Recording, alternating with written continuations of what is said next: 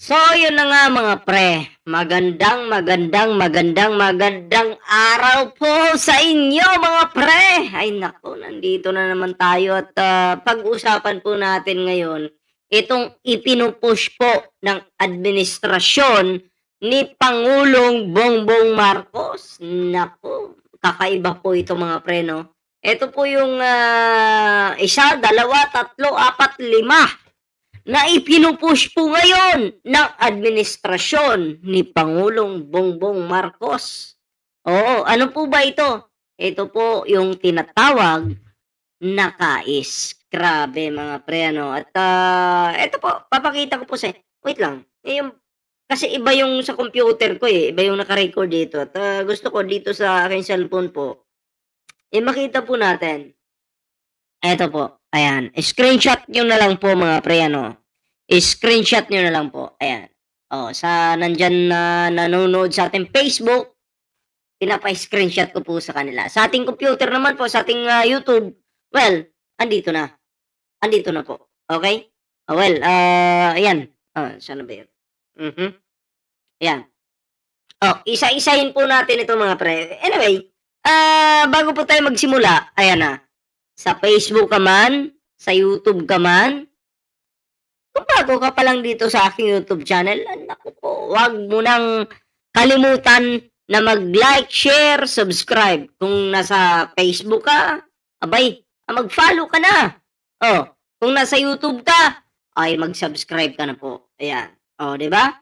Oh. So, anyway, pag-usapan po natin itong number one. Ito, nandito. Oh, nandito rin. Oh, 'di ba? Oh, ito po yung tinatawag na self-service gates. Ayan. So, pag tinatawag na self-service mga pre, kung may dala kang passport, katulad sa ibang bansa, pupunta ka sa China, ay ikaw na mismo yung maglalagay sa passport mo ng gano'n sa kanilang machine, 'di ba? Hindi na po yung, ibang lahi pa yung mag-a-assist sa'yo. So, dun pa lang po sa proseso na yun, mapapabilis na po. Yan po yung klaro diyan. So, ito po yung tinatawag na self-service gates. Yan. So, makakalusot ka agad. Kung wala kang warrant, safety ka po. 'Di ba? Tama. Ito po yun. Ito. Yan. Yung number one, yan. So, number two naman po, biometric verification. Yun po yung sa dito po sa ating kamay or di kaya po sa ating muka. Okay, yun po yung tinatawag na biometric verification. Okay, ito po yung pinag-uusapan natin ngayon, mangyayari na po sa Pilipinas. Kung nagta-travel po kayo abroad, ito po yung nangyayari, 'di ba? Minsan, mabilisan. Wala na pong pila-pila, 'di ba? O, magtatambar ka lang po or di kaya mukha yung gagamitin, mabilis na lang po mabilisan po siya. 'Di ba, hindi katulad ngayon dito sa ating bansa na puro pila, 'di ba? Pero pinapatupad po ngayon ito ng ating administrasyon. Ito po yung gusto ng ating administrasyon na mapabilis po yung pila, yung pila na mabilisan lang, hindi yung matagalan, na walang delay-delay. Ayaw po ng ating pangulo na delay-delay, gusto niya po is mabilisan lang po. Gets? Ito po yun. Yan. Actually, dito sa ating computer, pinapakita ko po, kasi naka-flex po dito. Well, eto po 'yun. Ayan. Screenshot nyo lang po, screenshot nyo po yung ating, yung tinatrabaho po ng ating pangulo ngayon, eto po 'yun. Screenshot nyo lang po. Pangalawa po, real-time watchlist screening. Oo.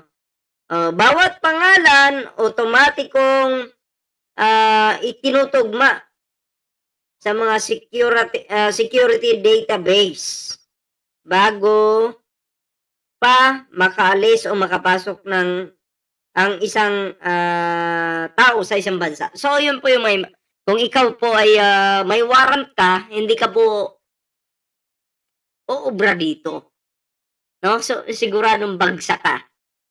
So, sa mga may warrant po, ito po yung, tinatawag sa number 3 po natin, ito po yung mukhang sablay, hindi ka makakagalaw ng maayos, okey? Pero kung ikaw ay malinis, eh, walang problema kasi real-time, watchlist screening parang namu-monitor ka po. Yun po yung ibig sabihin nun, okey? At saka para na rin po ito sa safety po ng ating mga kababayan, ng mga kapwa nating Pilipino na alam mo yun, yung yung matino na gustong mabuhay ng maayos, 'di ba? So kung ikaw ay wanted ka, gusto mong manggulo at gusto mong tumakas ng bansa o pumasok sa bansa, kung wanted ka sa ibang bansa, made-detect ka po dito sa, ah, bagong ano na 'to, technology na mangyayari na ngayon sa Pilipinas. Yun po yun mga pre, 'di ba? Eto po yun mga pre, yan. Ang apat naman po natin, pag-usapan po natin itong tinatawag na isang, konektadong platform. Konektadong platform. Ano po ito? Basahin po natin. Mula pre-arrival hanggang pag-alis, iisang sistema ang may hawak ng record, tuloy-tuloy, hindi paulit-ulit na simula. So, mapapabilis po yung, kumbaga yung hindi tayo made-delay. 'Di ba minsan nade-delay po tayo. So, sa pang-apat, sa pagkakaintindi ko po dito, hindi po made-delay yung mga lakad natin o proseso. Kahit yung proseso po, yun yung pinapangako ng proseso na hindi po siya delay, yun. So, palakpakan po natin yung administrasyon ni Pangulong Bongbong Marcos. Kasi po, grabe, hindi po ito alam mo niyo, sa panahon po ni Digong, wala pong project na ganito, wala pong proyektong ganito. Oo, kasi, sa panahon ni Digong puro lang po kayabangan, katarantaduhan, 'yun po yung nangyayari mga pre. Well, anyway, hindi na po natin patagalin, ah, pag ah, pag-usapan po natin itong panlima, okay? Oo, ito yung tinatawag na patakbo ng BI, hindi ng dayuhan. O basahin po natin anong ibig sabihin po nito. Oh, ibig sabihin po niya nakasulat po dito mga pre. Basahin po natin. Oh, mga tauhan mismo ng BI, oh, ibig sabihin Bureau of Immigration ang magpapatakbo sa loob ng network na kontrolado ng gobyerno. So, yun. Secure po tayo sa gobyerno natin mga pre, no? So, hindi po tayo kontrolado ng ibang bansa, ng Amerika, ng China, o kahit ano pang bansa, pero kontrolado po ito ng Bureau of Immigration mga pre, no? So, Pilipinas pa rin po yung may control. So, yun po yung ibig sabihin niyan. So, maging kampante tayo kasi ito po'y, isinusulong po ngayon ng administrasyon po ni Pangulong Bongbong Marcos. So, palakpakan po natin si Pangulo kasi grabe yung ginawa niya 'no. Although may mga kinakaharap na problema yung bansa kasi may mga DDS na mga tatanga-tanga na mga puro paninira yung ginagawa. Pero kahit po ganoon mga pre, meron pong ginagawang solusyon si PBBM or yung, administrasyon niya para po 'no, masolusyonan ang problema ng bawat Pilipino, lalo na po yung nagta-travel sa bawat, bansa mga pre. So yun, grabe 'no, hindi ko maisip ito na kaya pala ito ng ating administrasyon.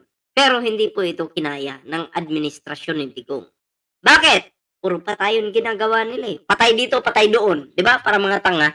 So anyway, share po natin ang video ito mga pre. Maraming salamat po sa inyo. Ingat po kayo lahat. Magandang araw po.